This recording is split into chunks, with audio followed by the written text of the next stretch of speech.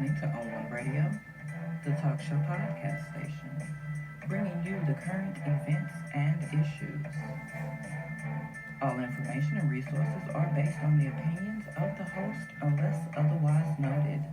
This podcast may contain some quotations, images, and or excerpts from copyrighted material. These uses fall well within the copyright doctrine of fair use. This is your news report, and I am your host, Tony.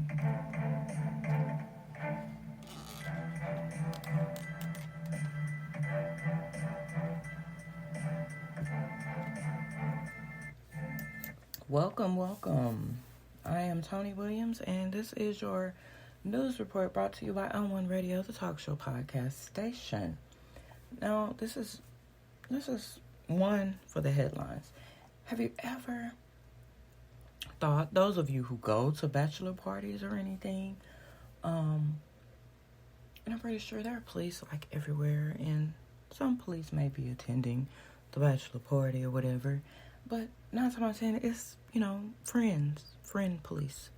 Well, you never really think of the idea of bachelor parties and police really being in the same sentence unless it's family, friends, or officers attending your bachelor party or something like that.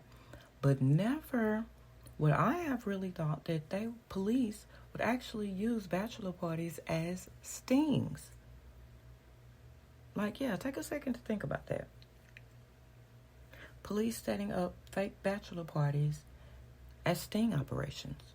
How well does that usually go? And we all pretty much know what goes on and goes down at bachelor parties, so it begs the question, what the hell, right? Right. Well, senior officers with Harris County Constable Precinct 1 in Texas allegedly repeatedly sexually assaulted their female colleagues at fake bachelor parties, telling these women they would need to do whatever it takes to make an arrest. The lawsuit against Harris County Constable Alan Rosen, Assistant Chief Chris Gore, and Lieutenant Shane Rigdon alleges the senior officers handpicked young Latina women with no undercover training to participate in the bachelor parties, where they molested them in front of colleagues and supervisors. Okay, let's stop the presses right there. That's a mouthful. That's a head full as well. Now, when the women reported the behavior and asked to be taken off the unit, the lawsuit states they were demoted and mocked. Retaliation, basically, for, what they viewed tattletelling. Now, Rosen denied the women's allegations and said an internal investigation he ordered several months ago, which concluded no policies or laws were violated at the undercover parties, which were meant to catch trafficked sex workers who may lead police to their bosses. Okay, so if this is to catch trafficked sex workers who they can question and lead to who's running things, why would there be a need to do these women officers like this? It doesn't make that right at all. Now, it is said that the alleged abuse began before one woman's first assignment in 2019. She was ordered by Gore to buy new and revealing clothes for the sting, and that the senior officer also asked her to send photos of her modeling the clothes. He allegedly texted that one outfit was not provocative enough. Then, Gore allegedly made her try on dresses in his office and ordered her to accompany him to a sex shop where he could pick out some props and work on chemistry with her. Okay, stop. It does not take all this. Even if we were doing a fake bachelor party for a sting, these things right here would not take place. It is not protocol. It is not. It's not protocol to do this. There's no parts in there, and then you have this woman go into your office to try on clothes. All of it is very fishy. It's just very fishy. Now, Gore allegedly made inappropriate comments during the shopping trip and told the officer that she was not allowed to work with any other male officer because she was his. And that's what was in the lawsuit. Now, that sounds like ownership. Like, that sounds like you're as bad as the traffickers. You're taking ownership of a human being. Same difference. And you can't say you was preparing to play this role. No, it doesn't take that. Now, after complaining, women were transferred out of the unit, demoted, mocked, and soon after fired. These women should get their jobs back, and these officers should be in a lot of hot water. Not slap on the wrist, but true hot water. Now, complaints were filed with IA, which is Internal Affairs Unit, and the Texas Rangers, but nothing has been presented to prosecutors by either agency. So, not only is this happening, but they're not doing their job as well. The women who filed the lawsuit seeking monetary damages in the U.S. District Court for Southern District of Texas said at a news conference that they want the lawsuit to stop a perverse practice of sexual harassment in law enforcement. Now, we know there's a lot that takes place in law enforcement, and that's just one of the things that has taken place. It's not right, but it happens. Like, most of these cops, and I'm not going to say all cops, but most of them have power trip issues. Like, they want to run things. They feel as though they're above the law since they are, quote unquote, the law. It does not make it right, and it should not be happening. But it has. So, ladies, if you're considering becoming law enforcement, do your research. Do some true research and see if that's really what you want to get yourself involved in, because it's going down, and not in a good way. And my opinion is that these people need to be held accountable for their actions. These women should have their jobs back.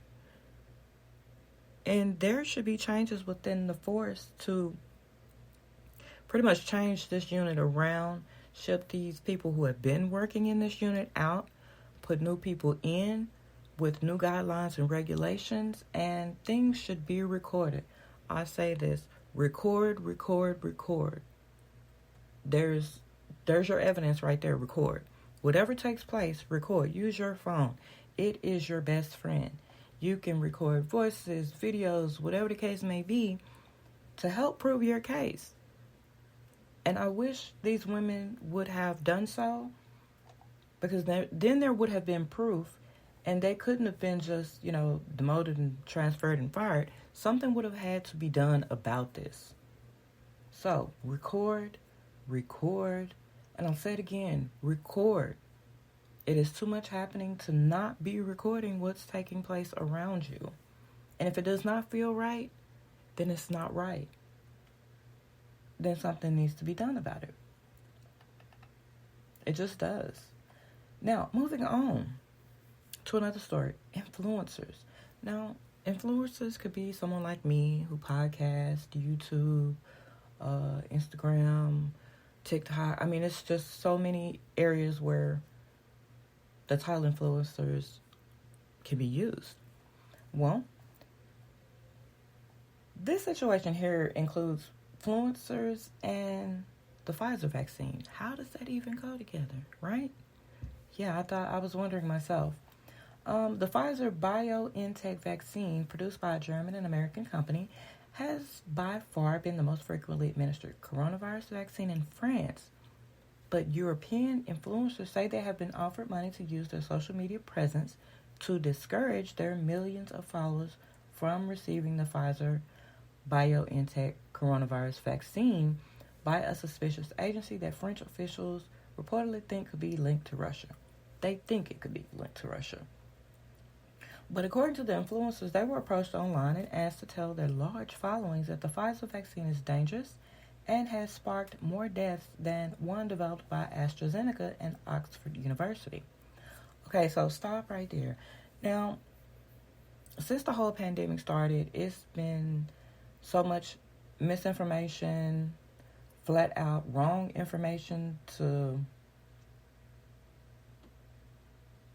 make whatever happened that these companies want to happen. But it's a lot of wrongdoing going on there. Now, French YouTuber Leo Grasset, also known as Dirty Biology, said he had received a strange proposal and attached screenshots of the request, which asked him to falsely tell followers that the mainstream media ignores the fact that the vaccine has been linked to high death toll. The messages informed Grasset that the agency had a colossal budget and that if he wanted to work with the company, he would have to hide sponsorship details from viewers. So basically, they've been asking this man to lie. Now, some influencers had been offered up to $2,400 to publish the post, according to the French media outlets. Other influencers, including German journalist Mirko Dosterman, who has almost 1.5 million subscribers on YouTube, and artist Sammy, said they were targeted with requests to discredit the Pfizer vaccine. Now, let me stop there. As I stated before, it seems like they were just trying to throw dirt, sling mud to cover up, and try to get their vaccine to be more popular, the one used. So online, you really have to be careful.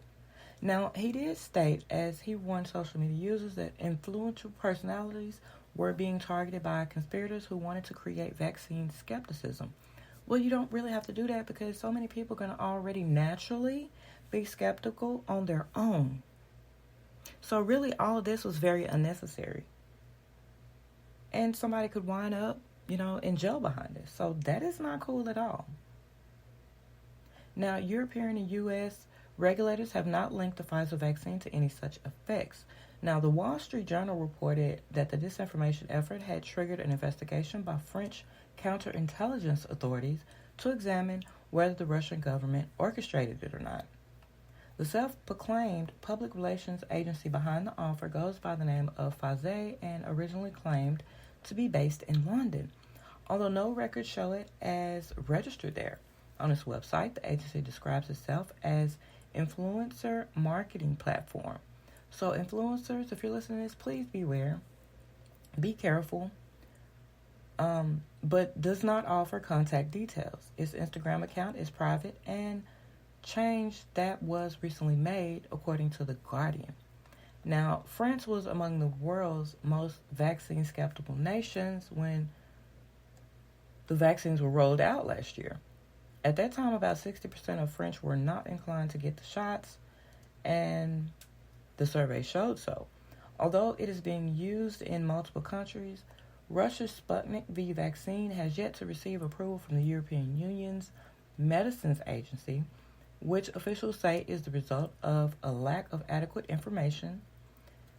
Brazil's health regulatory agency rejected the vaccine, listing significant safety concerns that include a lack of quality control and an absence of details regarding the vaccine's side effects.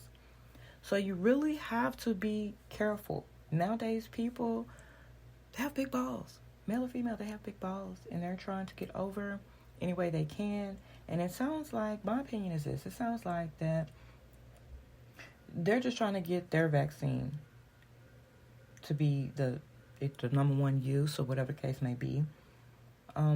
They might be feeling a little some type of way because the other vaccines are out there and have been approved and people are taking them, but not theirs. So you just got to be careful, especially when it comes to online, because folks they're doing some things, and it's not necessarily right, but they are doing them. Now, moving along. Now, I don't know if you all watch this show. I used to watch this show, That 70s Show. Well, if you have not heard, the guy that was on that show, Danny Masterson, has been charged with the rapes of 3 women in the early 2000s following a lengthy investigation.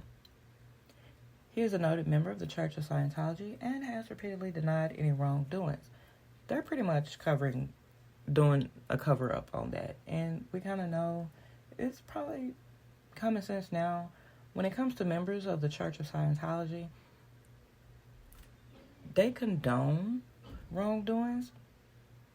I mean, we'll do it to the end. So we're going to follow this story and see what happens.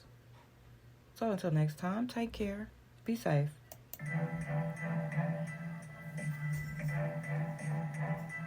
You have been listening to On One Radio, the talk show podcast station, bringing you the current events